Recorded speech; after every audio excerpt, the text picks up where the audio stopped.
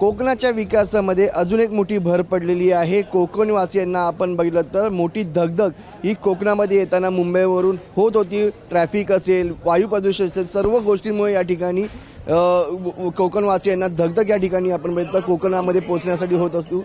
पण आता ती धगधग कमी झालेली आहे, कारण की जलाशयातून आता नागरिक हे कोकणामध्ये पोहोचणार आहे। रोरो सेवा ही कालपासून सुरू झालेली आहे।